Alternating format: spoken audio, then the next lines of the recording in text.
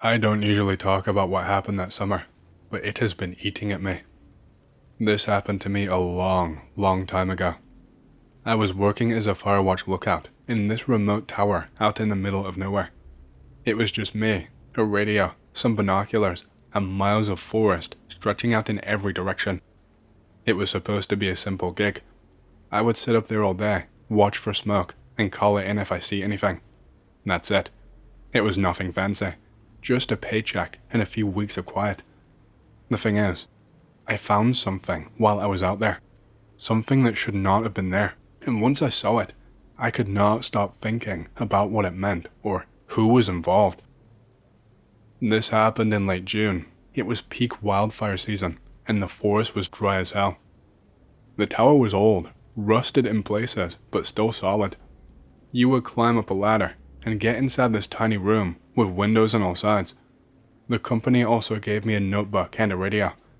The radio was mostly dead most days, but I had to keep it on in case of emergencies. The only way out was the ladder and a dirt trail that led back to the main road, a good couple of miles away. I settled into the routine pretty quickly. Morning coffee, scan the horizon, log the weather, repeat. Most days were quiet. I would maybe see some birds, a deer here and there if I was lucky, but mostly just silence. That's kinda what I liked about it. No bullshit and no people.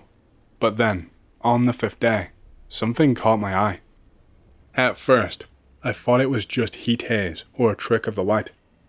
But about 3 miles to the northeast, past the ridge, there was this weird shape, like a patch of ground that did not match anything else around it. There were no trees, no brush, just this really unnatural clearing. What made it really weird was how sharp the edges were, like someone had cut out a perfect square of the forest floor. I stared at it for a long time, trying to figure out if it was smoke or maybe a fire starting.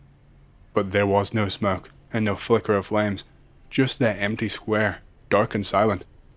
The sun was hitting it just right, so I could see the dirt and some kind of weird patterns in the ground.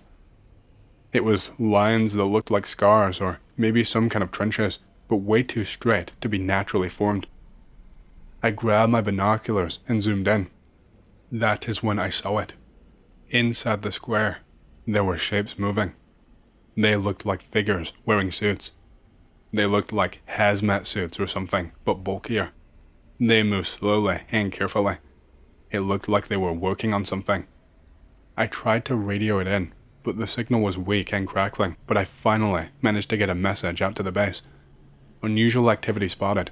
Unknown personnel in hazardous suits in a square clearing, northeast sector. No fire detected. The response was just a flat, copy that, continue monitoring. I thought that was strange. If this was some official operation, why the secrecy? Why wasn't anyone coming to check it out? I kept on watching. Over the next few days, the activity got more intense. More of those suited figures showed up, bringing equipment. Sometimes, I saw what looked like large crates being opened and strange devices set up. There was no signage and no vehicles on the dirt road nearby. It was just those figures moving around like ghosts. One night, I could not sleep, so I stayed up watching with my binoculars. The moon was bright, and that clearing looked even more unnatural in the dark. That is when I saw something that made my blood run cold. One of the figures was dragging something across the ground. It looked like a large, dark object. It wasn't moving on its own. It looked alive. I could not make out the details, but it was definitely some kind of creature or body. It was just writhing and twisting as they dragged it. I wanted to call someone, but either I would be told I was crazy or be told to mind my own business. The next morning, I wrote everything down in my notebook. I even took some crude sketches of the clearing and the figures. I knew no one would believe me. I don't have that journal anymore for reasons that will become very clear. I said fuck it and decided to make my way out there. No one had been there for hours and I wanted to see what was happening. When I got to the clearing, it was just weird. The grass where they were dragging the figure, it was all discolored, like it had been burned, but it wasn't just blackened. Some parts of the grass were tinted blue. I also felt something underneath my feet, like a slight vibration in the ground. Not enough to be a tremor or anything, but enough for me to notice. I walked a little further in, and there was still equipment all across the clearing that they had left behind. Things like shovels and that kind of stuff, but pieces of equipment I did not recognize too. There were also barrels of stuff, just black barrels with no markings or labels. And then I started to hear more sounds. They were coming from directly under me now. It was insanely faint, and I just thought I was maybe going crazy at first. But it sounded like a thumping, maybe, combined with scratching and slight grunts. The shovels and the equipment. I immediately jumped to the worst possible conclusion. Had somebody buried somebody alive out here? Why the fuck would they do it out in the open, where it would be so obvious? It was maybe a little bit rash of me, but I grabbed the shovel and started digging.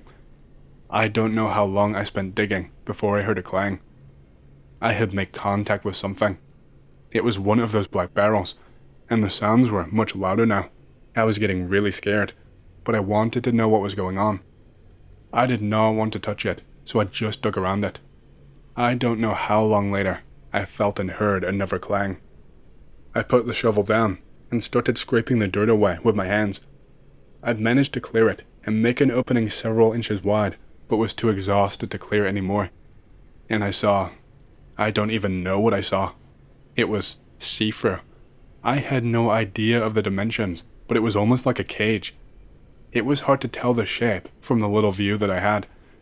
It wasn't glass, it was much sturdier than that. I smacked it a little with my hand, and it really hurt. I could not tell the material, and in that few inch space I cleared, I saw something horrifying. I just saw an eyeball staring back at me, pressed right up against where I had cleared. The grunting and the thumping and the scratching had stopped pretty much as soon as the clang happened. It was bloodshot and oddly shaped, not like a regular human eye. Longer somehow, like it was taller, I guess. The veins in the eye were not the usual red. They were tinged a kind of greenish, bluish color. It just looked me up and down for a few seconds before it pulled back, and whatever it was started thumping at the spot. It was screaming now, really loudly. I jumped back because it caught me off guard, and I was terrified.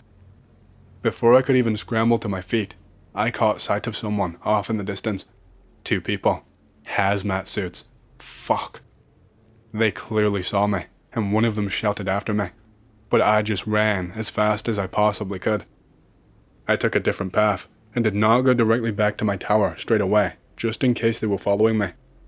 I was shitting my pants the whole time back in my tower. I just tried to go about my duties as normal, and reported in as scheduled. I just hoped and prayed they did not fully make out my face or anything. I had no idea what was going on, but my anxiety was out of control. I did not want to lose my job or, I don't know, go to jail if it was a government thing. I was very clearly not supposed to see whatever I did. A couple of days later, my supervisor turned up at my tower out of the blue. He was not alone though. He was accompanied by a set of 2 men in black suits. I was instantly in a panic because no one told me anything about any scheduled visits. I knew it had to be about the other day. I greeted them, and my supervisor introduced them by name, and they flashed badges at me. My brain could not process fast enough to see what government agency they were from. I tried to casually ask what was up, but my supervisor told me to keep quiet and just listen. One of the agents stepped forward, basically face to face with me. I tried to keep eye contact, even though he was wearing shades, but he just stared me down for close to a minute, and I reflexively ended up looking away. The agent did not speak much. He just started with a, "We know you saw something." I just nodded while still looking away. Then he said, "What did you say?" I tried to keep it vague and lie by omission. I said I had heard a ruckus and seen some crews and people in hazmats. I said I saw them working on something and dragging something in the dark. I said I reported it to my supervisor and kept watch just in case. He stared me down for another minute or 2. Then he walked back to the other agent, and they muttered between themselves. Then the same one walked back to me face to face again. Just said, "Keep your mouth shut," and "Keep out of restricted zones from now on." I shouldn't have, but I spoke back to him and said, "I didn't know that area was restricted." He spat at my feet and said, "Now you do." He told me that the crew in that area had permission to use force against any future trespassers. Then they left. That small area was cordoned off for a while. They put up big, temporary walls. The supervisor would not even look at me. He told me to grow up. I just felt shame and guilt. I felt like a child who just got scolded by his parents. I felt so embarrassed that once my time was up that summer, I did not bother applying to work there again. I decided to work in a different state instead. I have no idea what the fuck was going on there. No idea what was in those barrels or what that thing was. I like to tell myself that I imagined it, that maybe whatever was in the barrels made me see things, since I did not have a hazmat suit like the people working there. I think that might just be my brain coping though. Hey, hope you've enjoyed the story so far. If you want to hear more, make sure to subscribe, like the video, and leave a comment because it lets YouTube know you like the content and helps more people to see these videos. My next big goal for the channel is 100,000 subscribers, and as a celebration, I will be doing a Q&A video once we hit that goal. Thank you, and back to the stories. My friend and I have been tight since sophomore year of high school. Our friendship stuck through college and into our mid-20s. By the time this occurred, I was 24 years old. I worked at a brewery in Atlanta, and my friend was 26 by then. That spring was pretty rough for me. One day, my friend told me he wanted to go on a weekend hiking trip. I agreed immediately.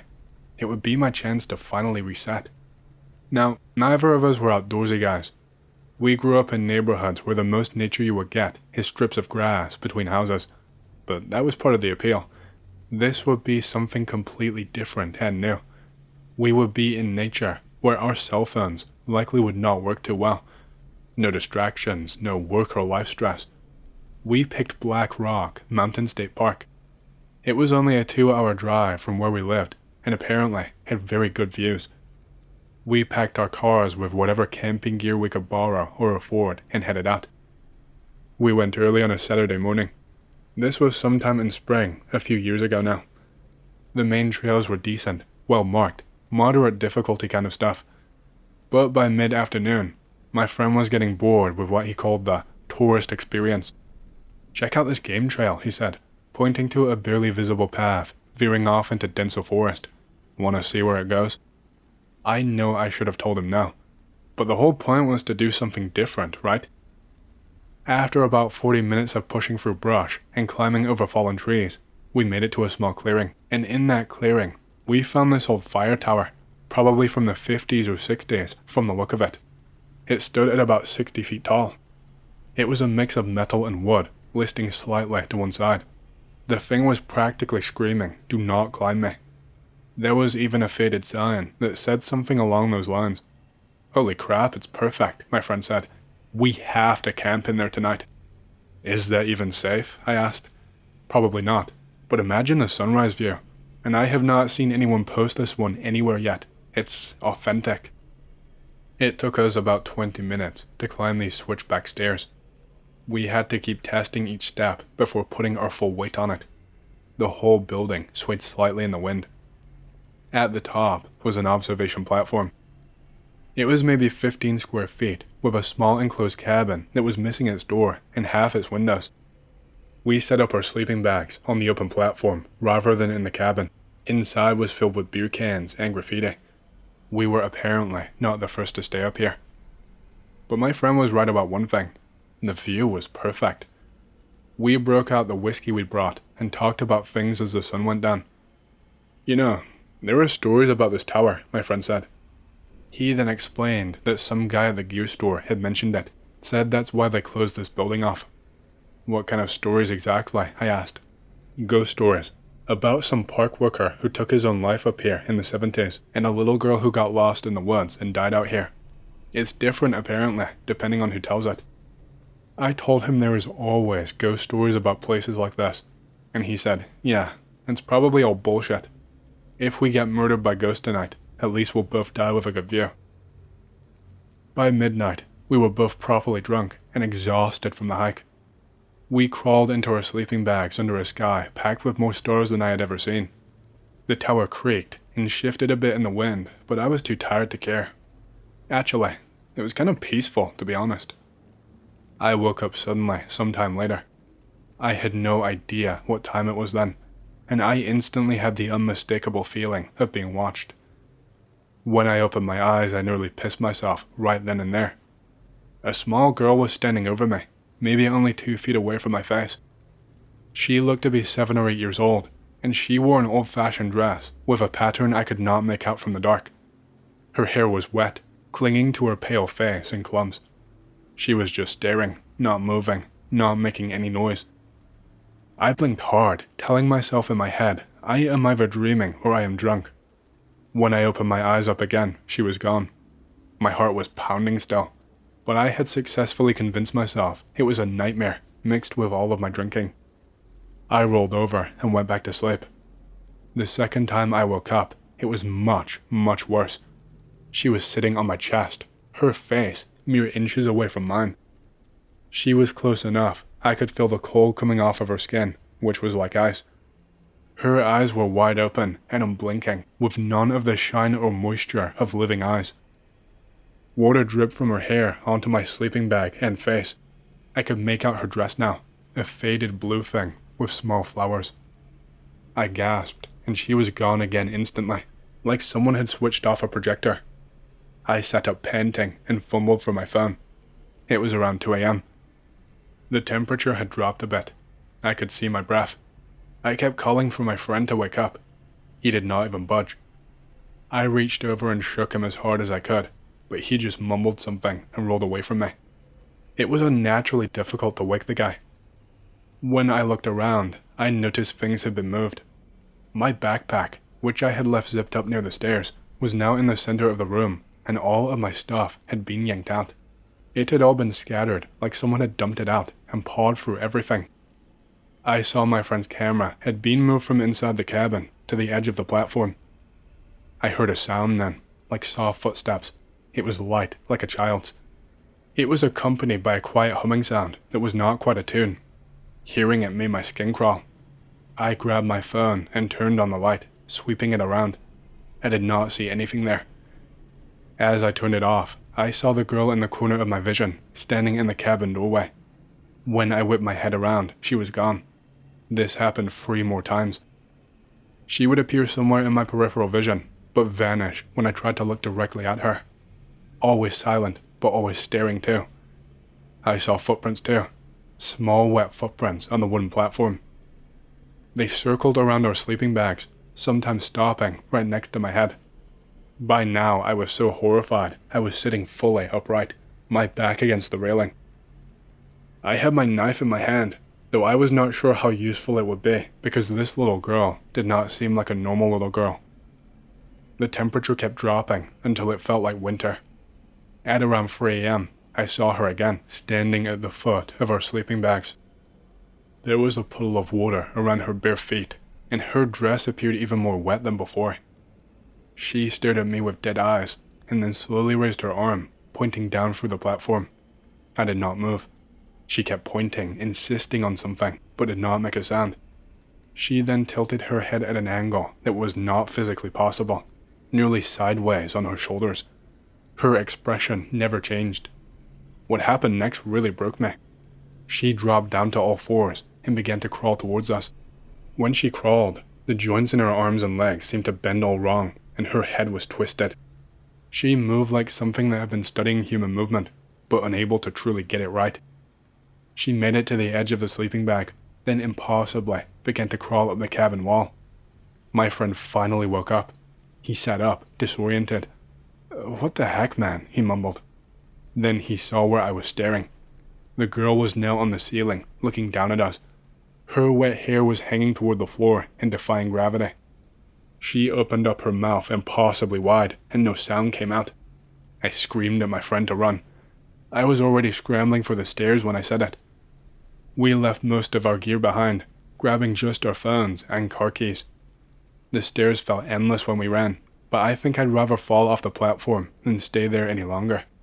We spent the night hiking back through the woods, getting lost repeatedly and jumping at noises.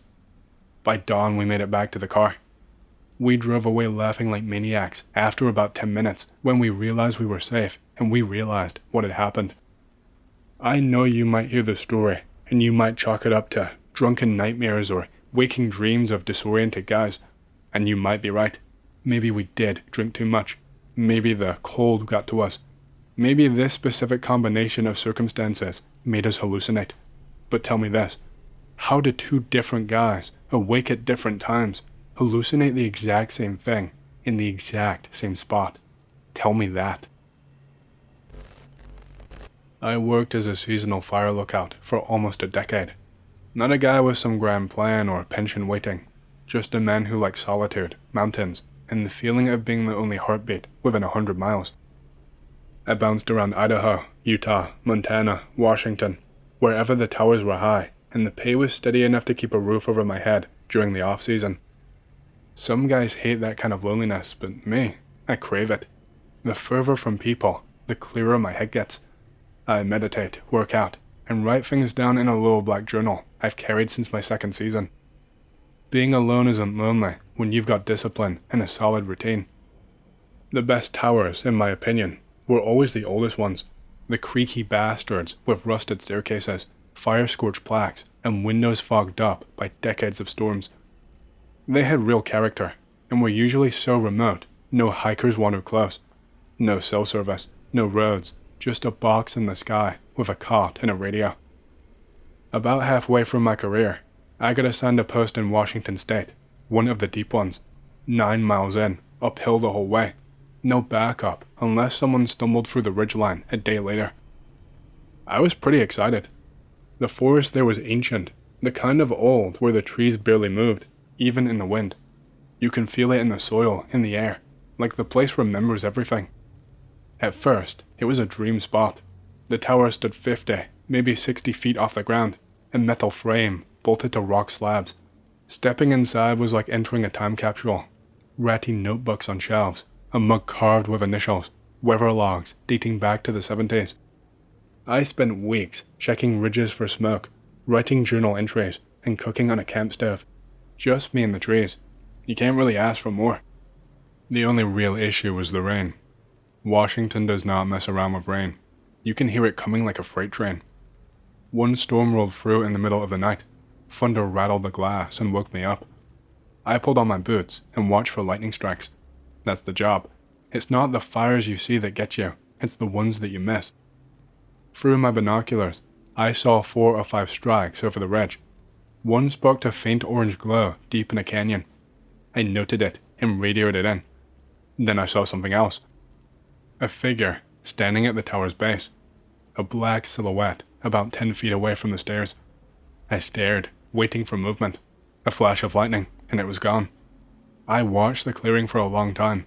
No more shadows, no shaking branches, just the storm and creeping fog. It had to be a trick of the light, I told myself. Maybe it was a tree stump or a bent shadow. Out here, your eyes feed you lies in the dark. Still, I slept with my axe next to the cot. The next few days were normal, cloudy, damp, quiet. I logged weathers, checked fire activity, wrote in my journal. One afternoon, I meditated on the catwalk. The air was sharp and clean, like the storm had scared the forest into hibernation. I thought, maybe I need to stay out here longer next year. Then, a week later, just as I climbed into bed, the door handle rattled. I was right on the edge of sleep, barely awake, when I heard slow, heavy footsteps climbing up the ramp. No way it was a raccoon. Not the wind. Those were definitely footsteps. I opened my eyes and held my breath.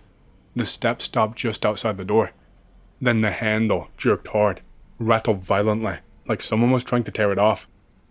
I grabbed the axe in one hand, my flashlight in the other. The rattling stopped. No footsteps after. Just dead silence. I waited for 5 minutes before opening up the door with my axe raised. I saw nothing. I shone the flashlight down the stairs. No movement. Just breath, light, and a cold whisper on the wind. I circled the platform. Still nothing. But I could feel it. Like someone had backed off just far enough to watch me. I did not sleep that night. The next night was worse. I was journaling, trying to write it off as storm paranoia, isolation, sleep paralysis, when I heard it. a low, echoing chant crawling through the trees. At first, I thought it was the wind dragging some sound across the valley, but then I recognized the rhythm, the cadence, phases repeated in a language I did not know, but it felt wrong in my gut. It was Latin, maybe. Every syllable was familiar and alien all at once. The chanting came from below, from all sides, the roof, the walls, like the trees themselves were mouthing the words. I stood frozen, heart pounding. The voice surged closer, louder, then drifted away again. I grabbed a small smooth rock I had been painting, stepped out the balcony, and threw it hard into the trees. The chanting stopped, just like that. No fade, no stumble, flipped off like a switch. Nothing after, no footsteps, no whispers, no wind. I backed inside, locked the door, laid the axe across my chest, if you can call that sleeping. In the morning I was restless. I boiled some coffee, put on my boots, and decided on a gear check hike. I needed dirt beneath my feet. Halfway down the stairs, I smelled smoke. Not burning wood, it was a campfire. Somebody was out here, and I did not know who. About 200 feet away from the tower, tucked in a tight cluster of trees, was a minimalist campsite. One tent, one fire, and a man sitting cross-legged, sipping from a mug. I watched him long enough for him to notice me. "Morning," he called out. I nodded, surprised. Didn't know anyone else was out here. He said he had been moving around for 3 days, backpacking in every direction. Said he loved this spot. He was in his mid-40s, scruffy, calm. But one thing stood out to me. He had a fresh, black eye, swollen shut, purple and yellow bruising. We chatted, small talk. He said he always stopped by this tower when he was in the area, that he had been doing it for years. I asked if he knew how remote this was. He smiled.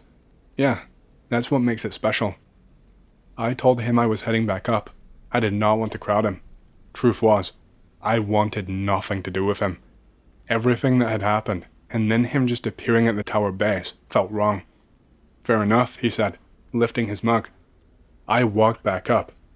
When I reached the platform, he called out again. Hey, hell of an arm you've got. I turned. He winked and said, You nailed me. Before I could respond, he went back to his fire. I just stood outside with my hand on the railing, watching him sip from the mug like we had swapped campfire recipes instead of a confession. He didn't even act hurt or angry. He was just pleased, like I'd done something that let him relax. I paced around, looking for signs. He never looked back up. He just sat there with his fire crackling and steam rising from his cup, like he belonged there. Back inside, I locked the door. I did not touch my journal or my radio. I just sat there, with my arms on my knees, listening, wondering if he would come back, if the chanting would return, if I would wake up to footsteps and a rock flying through the window. By late morning, the campfire smoke was gone. There were no footprints. He left no trash behind. It was just cold ground and a thin column of ash. When I hiked down to check, the tent was gone. No trace of him at all, like he was never there. I reported the incident that evening. I mentioned the black eye, his strange timing, and all of the things I'd heard, like the chanting in the wind. They logged it quietly. Later on, a senior ranger called. They asked me, what did he look like? I described him as best as I could. They paused and then said, We've had reports like that. Birdsong said he saw him 3 days ago at Cloud Tower. He shows up, makes noises, and disappears. Never the same season twice. Has anyone caught him? No. Some say he lives out here. I know people who won't work that tower because of him. I wrapped up my season a few weeks later and hiked out like nothing happened. I did not talk about it until months passed. The memory cooled down. I had no idea what the fuck his deal was, what he was attempting to gain from what he was doing. Was he just trying to scare me? Was he going to do something more? I don't know, and I suppose to this day, I will never know. Be me. I am Native American. I love hunting, but I hate white people. I have a special spot next to a river. I love hunting it. I always get something or just have a good time. In the summer, I hike and fish there. Small problem. There is definitely something out there, and it really likes to fuck with people. I have seen hikers come out, damn near pissing themselves. From what I know, it never hurt anyone physically though. It was just like a trickster. It tried it on me once while I was hunting. I had a 12 GA in my hands, and it still would not shut up. When I first heard it, it made the land just go silent. I figured it was a wolf or a coyote. It wasn't. The fucker screamed, "Help me," and it sounded like a girl I knew. When I ignored the thing, like you're supposed to, it got a little annoyed. The fucker called out to me in my granny's voice. I got pissed. I told it off in my people's language. It shut up. I kinda felt bad, so I said sorry, and then it laughed at me. I still love it out there. I have good luck when I leave the asshole tobacco. From what I know, he scares off most of our hunters. I always hear the laughter when I go there. To be honest, I kinda like the asshole. As far as weird shit out there, he's one of the more assholish ones, but he likes natives and loves gifts, so it's not too big of a deal. Picture attached is the spot in the summer.